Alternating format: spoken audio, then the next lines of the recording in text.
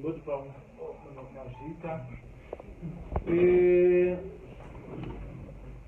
pamashoko anga ari kugwereketwa naMatutu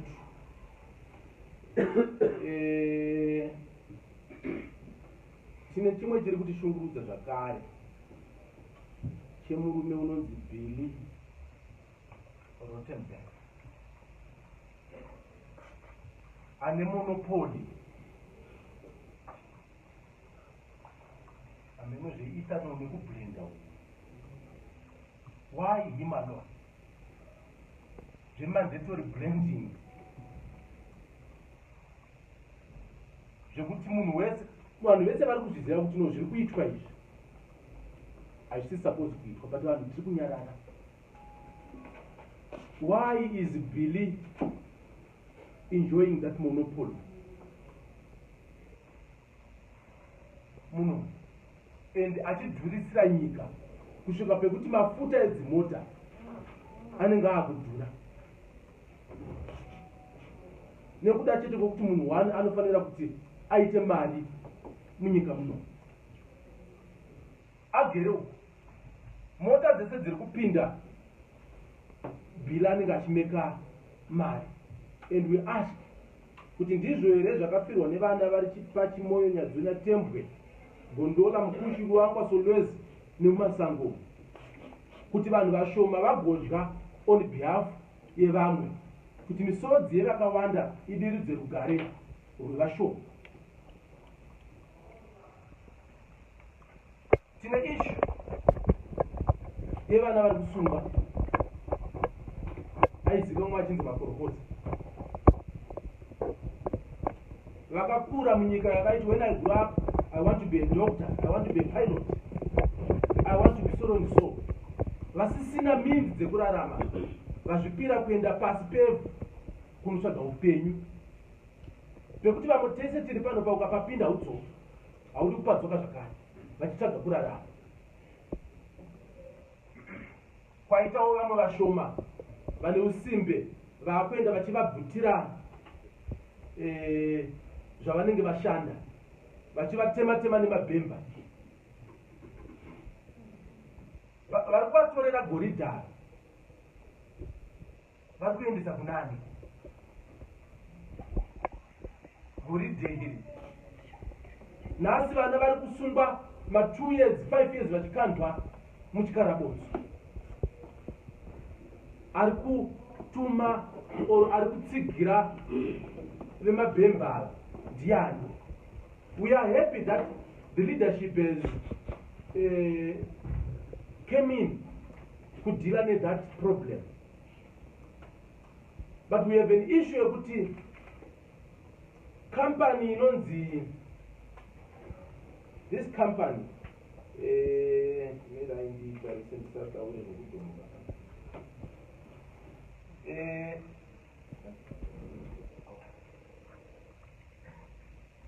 pane iyo company iri linked again kuna kuda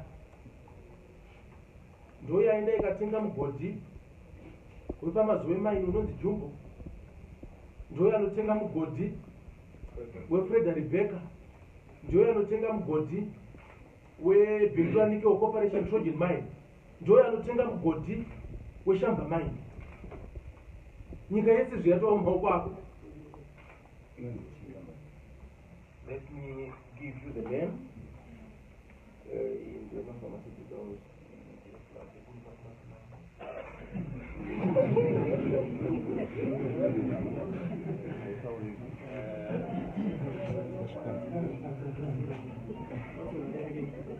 Alright, mira nditarise zita re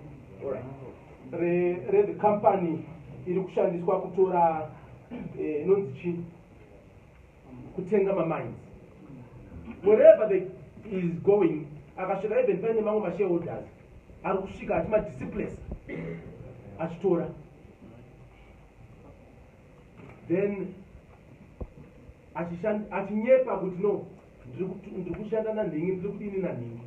Zvotoda kuti no tinzwisise kuti kana aine shuwa akava ari kushanda navo ngaabude pachena ataure kuti ehe ndiri kushanda nangana, ngana ndiye anondidini anondituma iye ngana wacho abude apindure kuti unondinyepera kana kuti unotaura chokwadi. MaZimbabwe ndatora migodhi yese ayangu muri kuti chii tozviziva.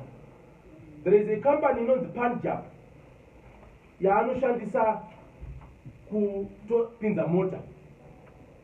Let's say paita scheme yehurumende yekuti pari kunzi inopada kupinzwa mota. Ari kushandisa that company inonzi Punjab. Onzi pari kudiwa mota 100. Anopinza 40 dzehurumende, opinza dzake 60. Achifuranda mukomana anonzi Brighton.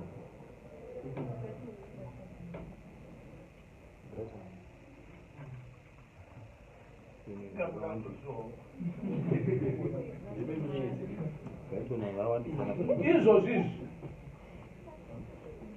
ndiye zvakara nekambani inonzi Fossil Agro.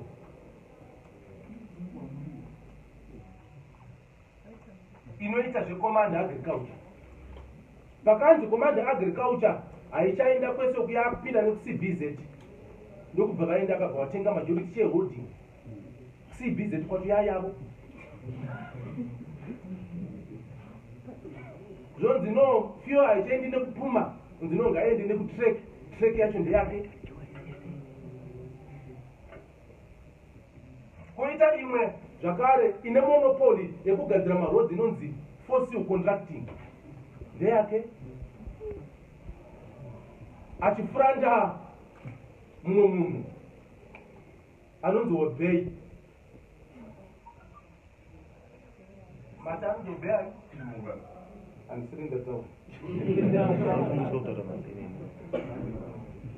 Wouya kune company inonzi Sotic yaari kufuranda varungu pakuluta platinum. Ngabude arambe. Wouya kune imwe company inonzi Landela iri kuita zvemapharmaceuticals necooking oil. Mishonga ichichaipo iye ndiye akabata mukoto. Wouya iye pane zvanga zviri kutaurwa namatutu kuma dealings eforex anoshandisa mumwe mukadzi anonzi Danya eCongolese. Ndiye waanofuranda. Ngabude azvirambe kuti munondirevera nhema tochimubudisira ma-B11. Why we are saying this is not because we hate an individual. But imagine munhu anokontrola pipeline inopinza mafuta munyika. Apo munyika macho hamuna mafuta.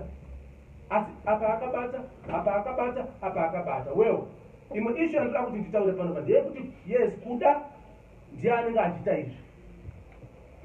But mari ari kuipiwa ka from somewhere. Kuna na RBZ.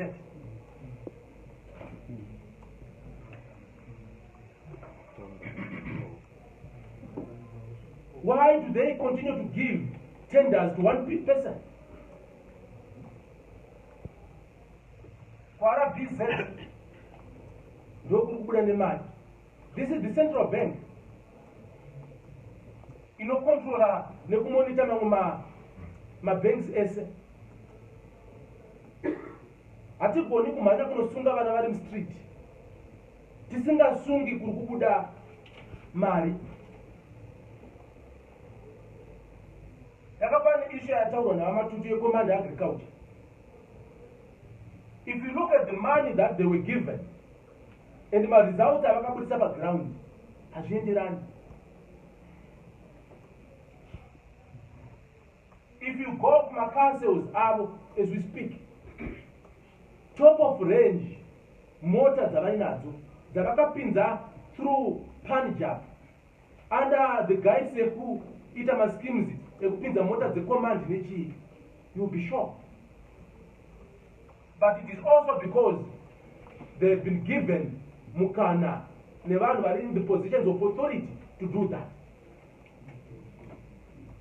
So this is where we are now also asking leadership. Could you choose kumira nakuda or kumira nevanhu? This is where we are going. Kuti momira here mwakuda muramba muchidya or mouya kudiviri nevanhu, even those in government offices. This is the challenge that we have. Kune now ya Belinda Taura. Kune now Runga Anunzani. We are need a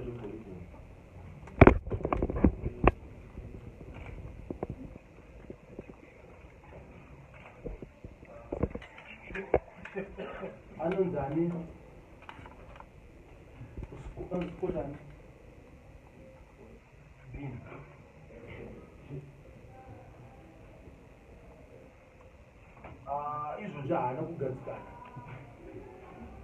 Because is part of the gold cartel.